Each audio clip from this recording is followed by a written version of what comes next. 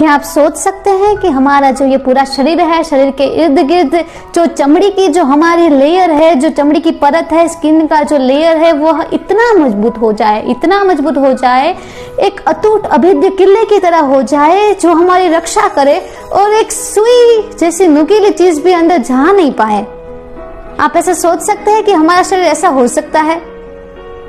मैं बात कर रही हूँ महाभारत के एक ऐतिहासिक पात्र जो कि क्षत्रिय होने के बावजूद सुत पुत्र से जाना गया, जो कि ज्येष्ठ कौंतेय था, फिर भी राधे से पुकारा गया, जिसमें क्षमता तो इतनी थी पूरी दुनिया जीत सकता था, पर उसे अपनी क्षमता पे सिद्ध होने का अवसर नहीं मिला। हमेशा उसे कुचलाया गया, उसे नीचा दिखाया गया, उसे हीन बताया गया। हमेशा उसके आसपास वालों ने फायदा उठाया। ऐसे उपेक्षित जीवन के साथ, ऐसे कुचलाए हुए जीवन के साथ भी जो अपने में उम्मीद रखी, अपने में श्रद्धा रखी और वह काम करता चला गया अपना। और एक ही ये इंसान है जिसको अग्निदान स्वयं श्री कृष्ण ने दिया। जी हाँ, मैं बात कर रही हूँ दिग्विजयी रश्मि रथी अंगराज कर्ण की। कर्ण के बारे में जो हमारे शिवाजी सावंत ने जो अद्भुत ऐतिहासिक कथा लिखी है कि मृत्यु पर भी जिसने विजय पा लिया है, मृत्यु की असीम, मृत्यु के महाद्वार, मृत्यु अपने द्वार पर खड़ी हुई थी कर्ण को ले जाने के लिए, पर तब भी जिसने हार नहीं मानी और वह अपना कर्म करता गया, मृत्यु पर भी जिसने विजय पा ली, उसकी महान गाथा मृत्युंजय।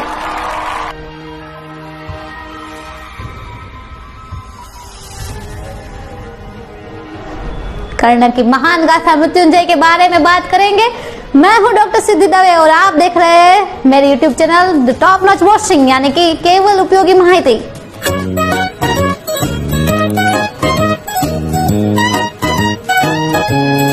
जब शिवाजी सावंत, उनको भी ये विचार आया कि ऐसा कोई इंसान हो सकता है कि जिसके इर्द गिर्द ऐसा अटूट, ऐसा अभेद्य कवच हो कि सुई की नोक भी उसमें जा नहीं सकती, कोई गोली, कोई हथियार, कोई उसे छीन नहीं सकता। क्या ऐसा व्यक्ति परिकल्पना है कि सच में हो सकता है? फिर उन्होंने कई सारा रिसर्च किया, फिर उन्होंने कई सारे वैज्ञानिक तथ्य पढ़े, वैज्ञानिक किस्से पढ़े, जिसमें अमुक ऐसे उदाहरण थे जो कि सच में ऐसे विशिष्ट सजीव पृथ्वी पर है कि जिसमें भिन्न भिन्न आकार की मांसपेशियां जन्मजात ही मिली है, जिसे उनको कुंडल की पुष्टि मिली। कि फिर उन्होंने मालूम लगाया कि ऐसे भी विशिष्ट सजीव है जिसे हमारी आजकल की अद्यतन जो गोली है, बंदूक की गोली भी उसे नहीं छीन सकती। फिर उनको विश्वास आया कि अगर आज भी ऐसे सजीव हमारी पृथ्वी पर जिंदा है, तो कई साल पहले जब महाभारत हुई थी, तब कर्ण का होना, कर्ण के कवच कुंडल का होना, वह भी सत्य है, वह कल्पना नहीं है। फिर उन्होंने लिखनी शुरू की इस महान गाथा, जो कि साहित्य जगत का एक माइलस्टोन बन चुकी है। अब मृत्युंजय ही क्यों? कर्ण के बारे में तो कई सारे लोगों ने लिख चुका है। हमारे कवि श्री केदारनाथ मिश्र, उन्होंने कर्ण के बारे में एक बहुत ही अच्छा खंड काव्य लिखा है, जिसका शीर्षक भी उन्होंने कर्ण रखा है। वह भी पढ़ने लायक है।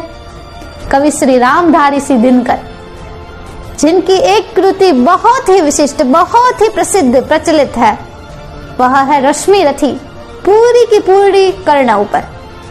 ये भी तो कर्ण पर थी। तो फिर मृत्युंजय में ऐसी कौन सी खास बात है जो कि हमें उसे पढ़ने को मजबूर करती है? एक वाचक है तो आपको पसंदीदा आएंगे अलंकार, अलंकृत भाषा हमें बहुत ही पसंद आती है। तो यहाँ मृत्युंजय में उपमा अलंकार, उत्प्रेक्षा अलंकार, सजीवारोपण अलंकार, कई सारे अलंकारों का इस तरह उपयोग किया गया है कि जो हमारा जो वर्णन है वह शब्द चित्र मानो हमारे सामने ही हो रहा हो। इतना व्यवस्थित, इतना सुगठित, कितना अच्छा वर्णन है इसमें। दूसरी विशिष्टता मृत्युंजय है, वह नवल कथा एक अलग ही मेथड, अलग ही पद्धति से लिखी गई है। कई सारी जो नवल कथा है उसमें जो नायक है वह खुद बोलता है, या अथवा तो कोई और है वह नायक को देखकर बोलता है। इसमें पहले स्वयं कर्ण अपने बारे में बताते हैं कि कर्ण क्या क्या सोच रहे हैं। फिर कर्ण की माता कुंती पृथा वह अपने बारे में बताती है, खुद ही अपने बारे में वर्णन करते हैं।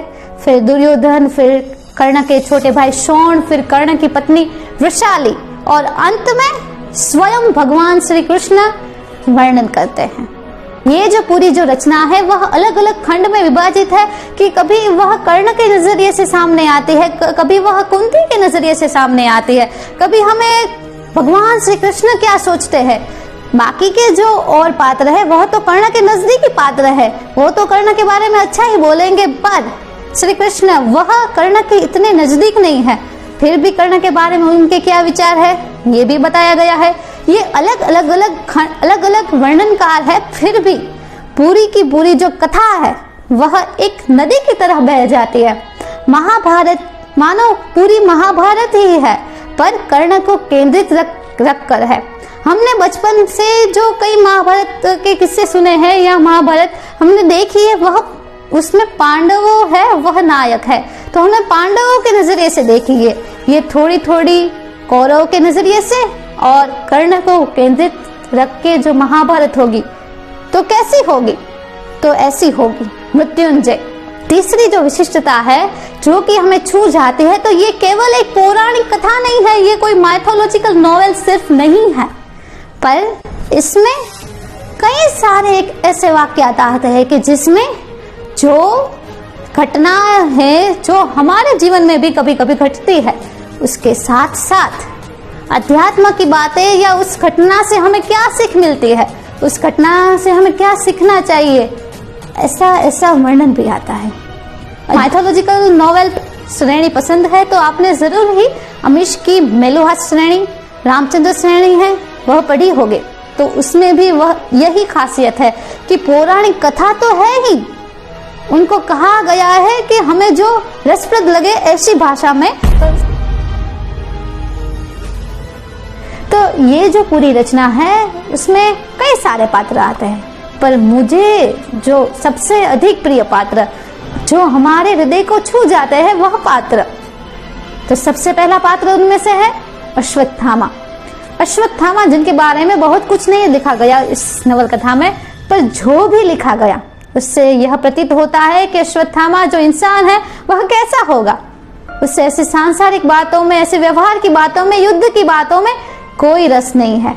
उसे रस है तो केवल ज्ञान का प्रकाश पाने के लिए, अपनी आत्मा की उन्नति के लिए, अध्यात्म के मार्ग पर आगे चलने के लिए। वह अपने मित्र कर्ण को कई बार ये अध्यात्म का ज्ञान देते हैं, और ये जो ज्ञान है वह मृत्युंजय की विशिष्टता है। यह ज्ञान अश्वत्थामा देते हैं, इसलिए मेरे सबसे अधिक प्रिय पात्र अश्वत्थामा है। दूसरा मेरा प्रिय पात्र वह है शोण, जिसका असली नाम शत्रुंतक था। वह राधा माँ और अधिरथ जो कि कर्ण के पालक माता पिता थे, उनके पुत्र थे। वह कर्ण के साथ कर्ण का आज्ञाकारी छोटा भाई, कर्ण की राह पर चलने वाला, कर्ण को सही समय पे सही सलाह भी देने वाला, हमेशा अपने बड़े भाई के कदम से कदम साथ मिलाने वाला। कहीं भी अगर कर्ण को जाना हो, कहीं भी अपने काम से, तो शोण हमेशा तैयार होता है। सबसे अधिक प्रिय बात जो हमें शोण की लगती है कि एक छोटे भाई, कर्ण तो तब दुर्योधन ने कर्ण को अंगराज बना दिया था, तो राजा का भाई था शोण, तो वह सभा में कोई भी पद पा सकता था, पर उसने मांगा कर्ण का सारथी होने का पद, कि जिसे वह कर्ण के साथ साथ रह सकता है। तीसरा जो पात्र है वह है पृथा, यानी कि कुंती माँ। कुंती माँ, इस मृत्युंजय पढ़ने से पहले मैंने रश्मिरथी भी पढ़ी थी। रश्मिरथी के तृतीय सर्ग में कवि श्री रामधारी दिनकर जी ने बहुत ही खूब लिखा है। कर्ण को जब मालूम पड़ता है, जब श्री कृष्ण कहते हैं कि राधा नहीं कुंती तुम्हारी माता है, तब कर्ण जो कि क्षत्रिय होने के बावजूद जिसे सूत पुत्र की तरह रहना पड़ा, वो अपनी माता के बारे में क्या कहते हैं कि जब ध्यान जन्म का धरता हूँ उन मन यही सोचा करता हूँ, कैसी होगी वह माँ कराल, निज तन से जो शिशु को निकाल धाराओं में धराती है अथवा जीवित दफनाती है। सेवती मांस दस जिसको, पालती उदर में रख जिसको, अंतर का रुधिर पिलाती है, जीवन का अंश खिलाती है, आती फिर उसको फेंक कहीं, नागिन होगी वह नारी नहीं। इतना सटीक अलौकिक वर्णन। कर्ण अपनी मनोव्यथा, कर्ण ऐसा ही सोचते होंगे। और दूसरे हमारे जो कवि है केदारनाथ मिश्र, उन्होंने भी अच्छा वर्णन किया है। अविरत आंसू की बूंदों से कर अंतिम अभिषेक, माता ने ही अपने हाथों से दिया लाल वह फेंक। जब हम मृत्युंजय पढ़ते हैं तब हमें एहसास होता है कि किन किन परिस्थितियां, किन किन हालातों के सामने कुंती ने अपने ही खून को, अपने ही प्रथम पुत्र को नदी में बहा दिया होगा। कैसी वह परिस्थितियां होगी, कैसी परिस्थितियों में उसने अपने बेटा होते हुए भी बेटे को बेटा नहीं कह सकती, तो उसके मन में क्या विचार आए होंगे। जवाबदारियों का बोझ ताना गया था कुंती पर, उसकी मनोव्यथा क्या हुई होगी। तो मृत्युंजय पढ़ने के बाद कुंती के बारे में भी हमें मान हो जाता है। फिर अंतिम पात्र जो कि कथा का नायक है, वह तो हमें पसंद आएगा ही, क्यों नहीं आए। वह सबसे प्रेरणादायी पात्र है। किसी को अगर प्रेरणा चाहती है तो भी ये बुक पढ़े, मृत्युंजय। प्रेरणा की रसधार है इसमें, जिसमें क्षमता है उसमें पूरी क्षमता दी है प्रकृति ने, पर वह क्षमता का इस्तेमाल नहीं कर सकता और क्षमता पे सिद्ध होने का इसे अवसर नहीं मिलता। लोग उसे कुचलते हैं, उसे दबाते हैं, उसे उपेक्षित करते हैं। पर इतनी सारी परिस्थितियां, इतनी सारी हालातों, इतनी सारी मुश्किलों के सामने, मुश्किलों परिस्थितियां, हालातों के माथे पर अपना पैर रखकर कर्ण खड़े होते हैं। ऐसी सारी मुश्किलियां हैं, ऐसी सारी परिस्थितियां हैं, फिर भी मेरे अंदर आशा है, मेरे अंदर श्रद्धा है, मेरे अंदर उम्मीद है कि मैं बिना बोले सहन कर सकता हूं और मैं अपने कर्तव्य से मुंह नहीं फेर सकता। मैं अपना जो कर्तव्य है वह कायम रख सकता हूं। जिस माँ ने जन्म के साथ ही बेटे को बहा दिया नदी में, गुरु द्रोण के पास गए शिक्षा लेने के लिए, उन्होंने भी नकार दिया उनको। देवायतम तु कुले जन्म, मदायतम तु पौरुषम। जन्म है वह देव के अधीन है, भाग्य के अधीन है, पर मेरा जो पुरुषार्थ है, पौरुष है, वह मेरे हाथ में है। तो राम के पास जाता है शिक्षा लेने के लिए, शिक्षा की आस से गए हुए फिर भी उनको अभिशाप मिल जाता है। जहां पर जाते हैं वहां पर उनको उपेक्षित किया जाता है, उनको दबाया जाता है, उनको कुचलाया जाता है। दुनिया को पता है कि वह उसकी क्षमता के बराबर नहीं कर सकती, दुनिया में ऐसी क्षमता नहीं कि कर्ण की बराबरी कर सकते, तो वह सुत पुत्र करके उसे नीचा दिखाते हैं। युद्ध के समय अर्जुन को बचाने के लिए स्वयं इंद्र उनके कवच और कुंडल ले लेते हैं। जो दानवीर कर्ण है, अपना जो कर्म है वह करना है तो कर्तव्य करते हैं और कवच और कुंडल का दान भी दे देते हैं। महाभारत के युद्ध में उनके सारे शस्त्र को सब नाकामयाब कर देते हैं। कवच और कुंडल भी ले लिया, जो दिव्यास्त्र इंद्र ने दिया था वो घटोत्कच पे उनको इस्तेमाल करना पड़ा। फिर भी आखिरी दिन वह इसी हौसले के साथ जाते हैं कि चाहे मृत्यु आए या आए, मैं मृत्यु से नहीं डरता। कवच कुंडल गया पर प्राण तो है, भुजा पर शक्ति, धनुष पर बाण तो है। कवच कुंडल गया पर प्राण तो है, भुजा में शक्ति, धनुष पर बाण तो है। गही एक अग्नि तो सब कुछ गया क्या, बचा मुझ में कुछ भी नहीं नया क्या। वह खुद को प्रेरणा देते हैं, वह खुद से ही झुमते हैं और आगे बढ़ते हैं। कृष्ण भी चाहते थे कि वह पांडवों की ओर से लड़े, इसलिए वह उनको कई सारे प्रलोभन भी देने गए, पर कर्ण तो कर्ण है। वह अपनी अंतरात्मा के साथ, अपने कर्तव्य के साथ कैसे मुंह मोड़ लेता। और श्री कृष्ण को कर्ण के प्रति असीम मान है, इसलिए महाभारत में कोई भी नहीं है, सिर्फ कर्ण ही एक ऐसा पात्र है जिसको अग्निदाह स्वयं श्री कृष्ण ने अपने हाथों से दिया था। पूरी जो नवल कथा है इसमें दो बेनमून किस्से हैं। एक तो कवच कुंडल का दान, दूसरा किस्सा है कर्ण के मृत्यु का। जब कर्ण की महामृत्यु अपने महाद्वार पर खड़ी है, फिर भी कर्ण अपना कर्तव्य, अपनी दानवीरता का कर्तव्य नहीं भूलते। वह अपनी दानवीरता का कर्तव्य करते ही चले जाते हैं।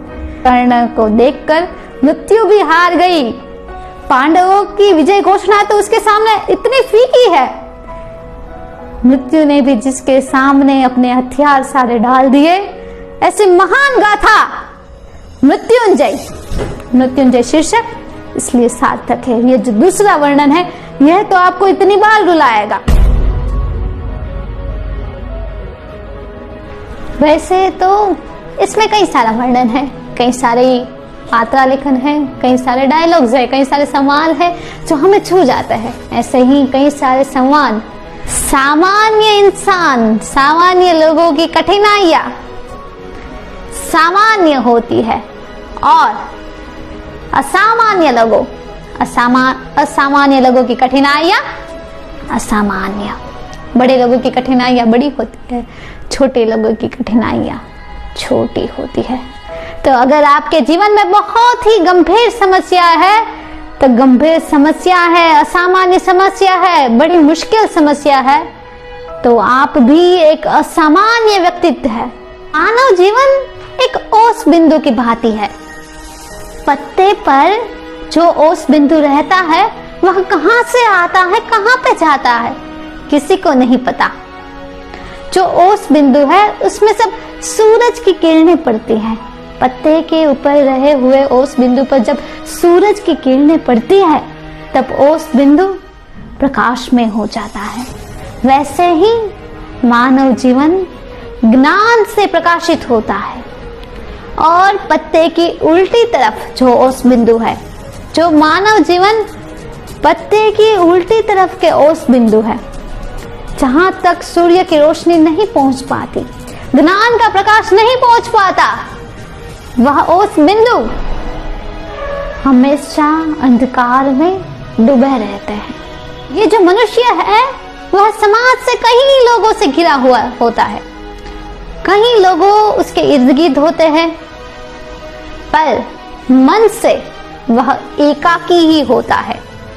अपना दुख उसको खुद ही अकेले को ही सहन करना होता है और खुद से, किसी के आधार पर नहीं, सिर्फ खुद के आधार पर, हासिल की गई शक्ति के आधार पर ही उससे जीना होता है, उसे सरवाइव करना होता है।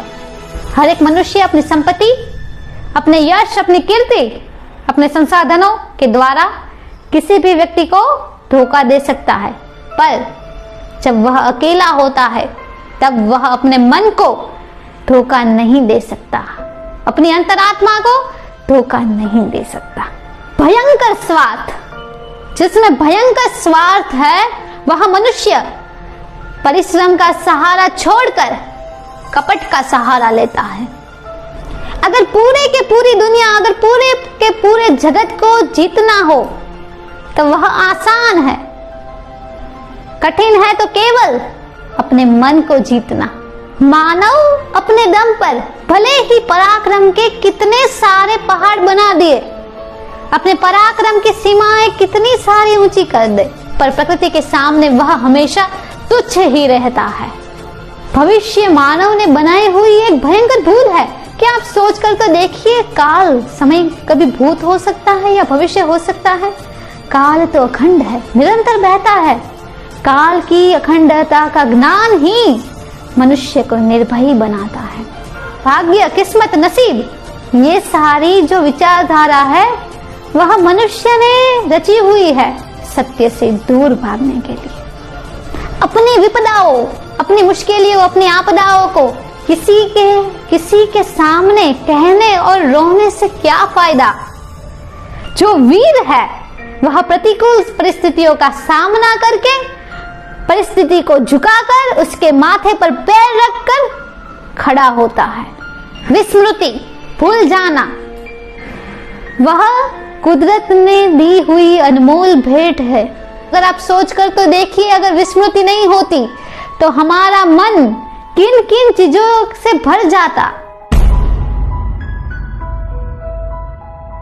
अब हम बात करेंगे शिवाजी सावंत जी ने इसमें अपनी कौन सी कलाकारी बताई है, कौन सा वर्णन है जो विशिष्ट है, पढ़ने लायक है, बहुत ही सुंदर है।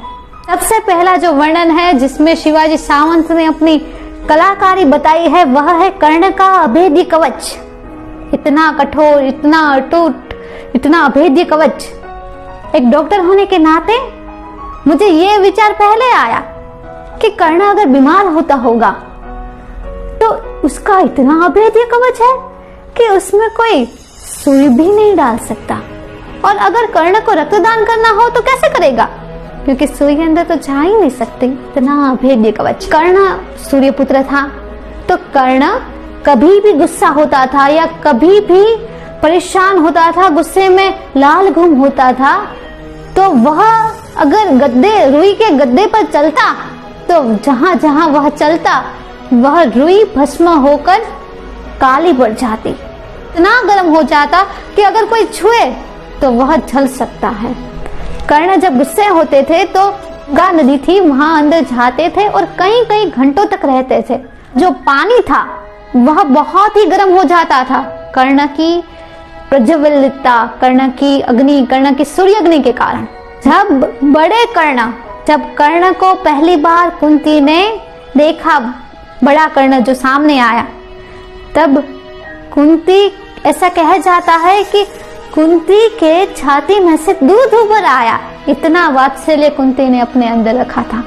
अगर आपको यशस्वी महाराजा बनना है या आपकी कई सारी महत्वाकांक्षाएं है जिसको आपको पूरा करना है, ऐसे कई सारे इंसानों के साथ डील करनी है, तो कणक नीति जिसका वर्णन पूरे 2 या 3 पन्नों में इसमें किया गया है। किसी भी महत्वाकांक्षी व्यक्ति जिसे आगे आना है उसे पढ़ना चाहिए कि क्या करना चाहिए जीवन में।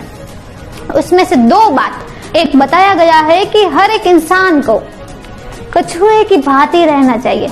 कछुए की भांति कैसे?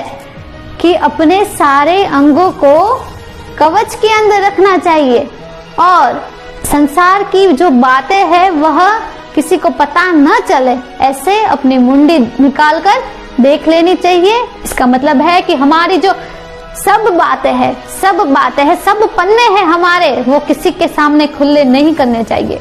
किसी को हमारे बारे में सब कुछ पता नहीं होना चाहिए।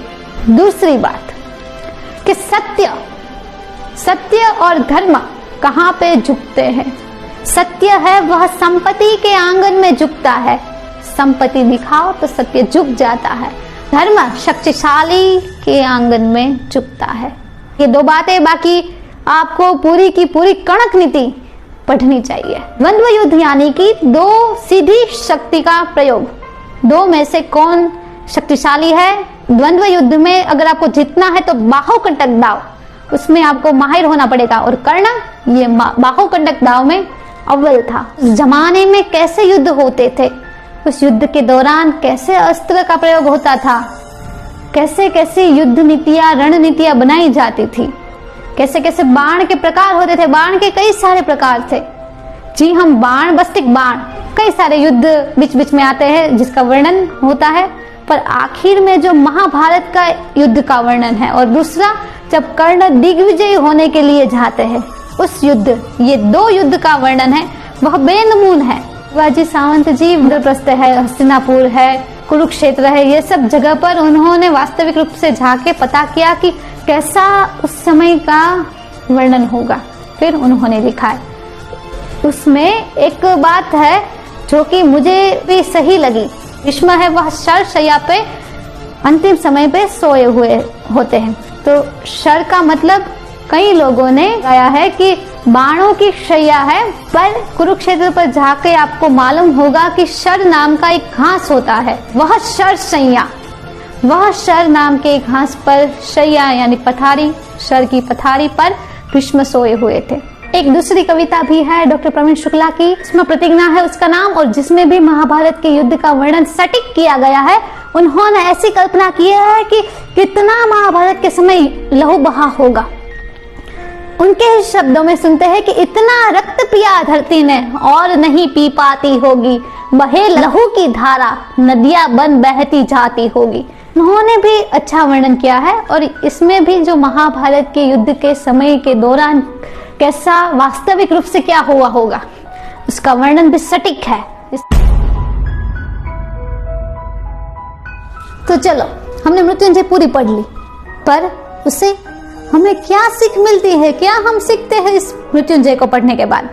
तो सबसे पहले तो ये सीखते हैं कि किसी से भी इतनी बड़ी सौगात मत लो कि उसकी भुगतान, उसका कर्ज आपको पूरी जिंदगी भरना पड़े।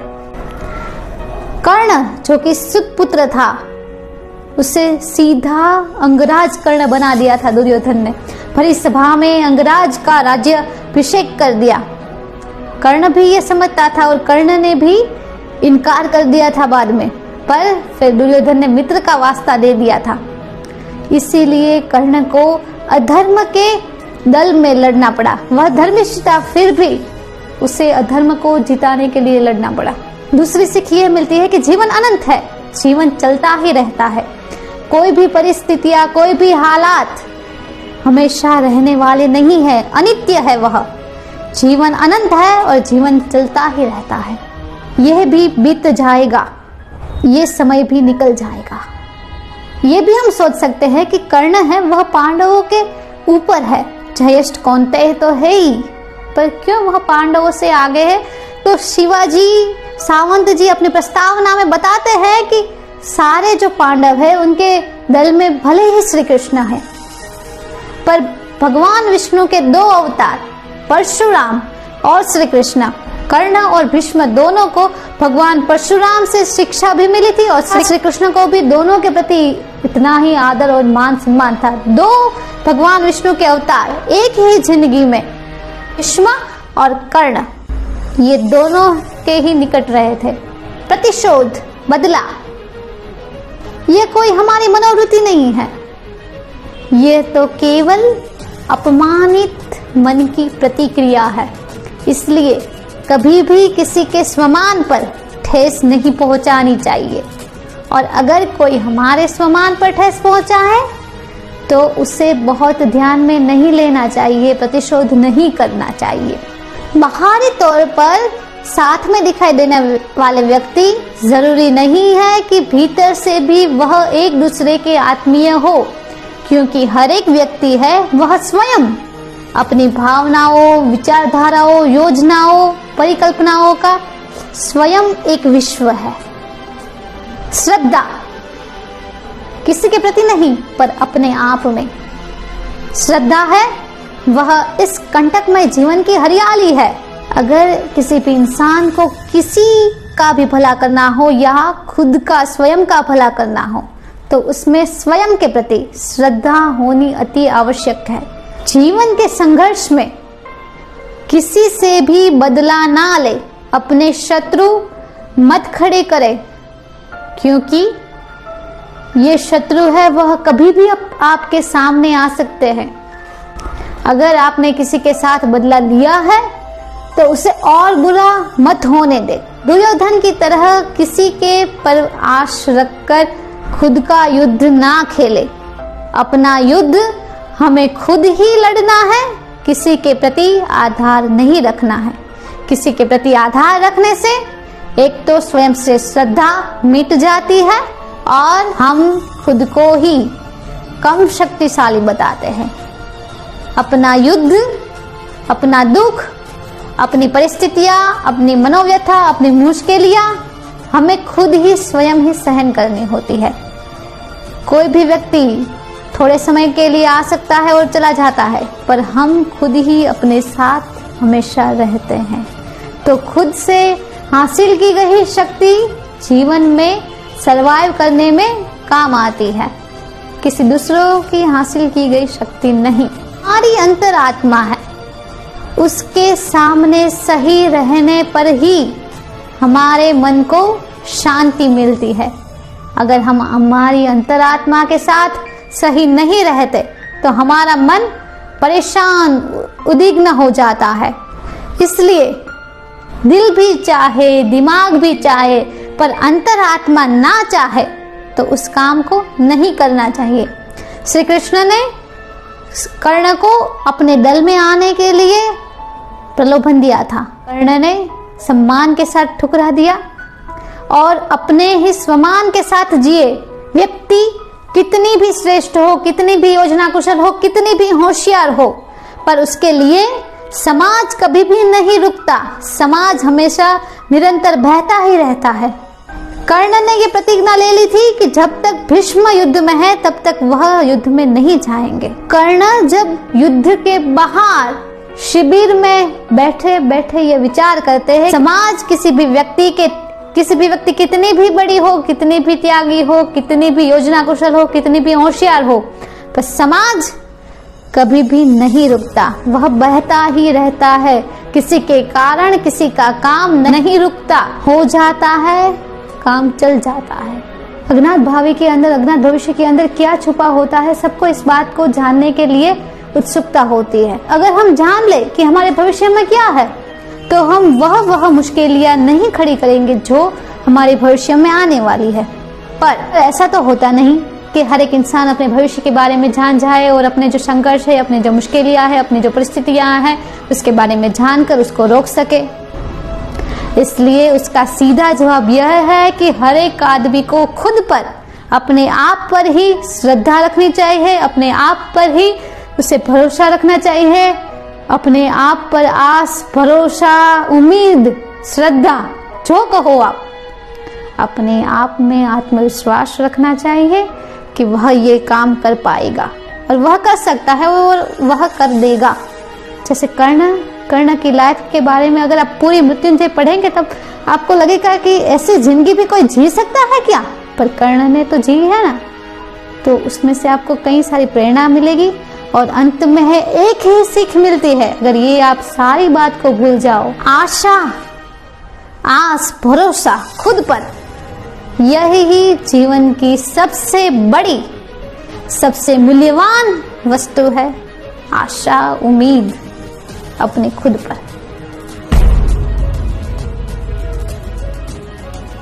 ऐसी महान गाथा जो कि साहित्य जगत की माइलस्टोन बनी चुकी है, वह गाथा के रचयिता शिवाजी सावंत, जिन्होंने महान रचना लिखी सिर्फ 27 साल की उम्र में और मराठी भाषा का प्रथम मूर्ति देवी पुरस्कार इस रचना को मिला। बाद में तो कई सारी भाषाएं, गुजराती, कन्नड़, इंग्लिश, मलयालम, कई सारी भाषाओं में, हिंदी में भी, क्योंकि मूल मराठी में लिखी गई है, ट्रांसलेशन हुआ इसका। शिवाजी सावंत अगर आपको पसंद आ जाए तो उनकी 2 और रचनाएं, छावा और युगंधर। छावा जो रचना है वह महाराज संभाजी के जीवन चरित्र पर है और युगंधर स्वयं श्री कृष्ण, उनके जीवन पर आधारित युगंधर। उन्होंने कई सारी पुस्तकें पढ़ी है, फिर कई सालों का निचोड़ इस 600 पन्ने में है। का गुजराती ट्रांसलेशन भी आप पढ़ सकते हैं। मैंने खुद इस बुक को गुजराती में पढ़ी है, गुजराती मेरी मातृभाषा है।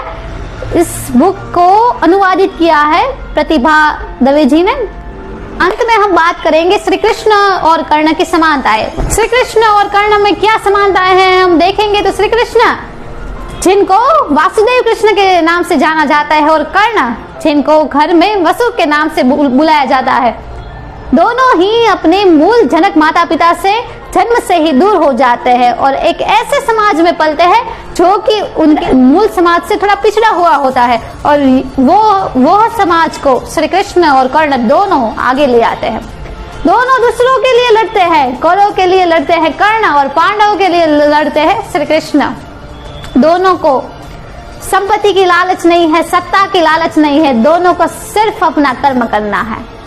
सिर्फ फर्क यहाँ रह गया कि कृष्ण ने धर्म की जीत के लिए थोड़े थोड़े अधर्म का आसरा लिया और कर्ण ने अधर्म की जीत के लिए परिपूर्ण धर्म का आसरा लिया।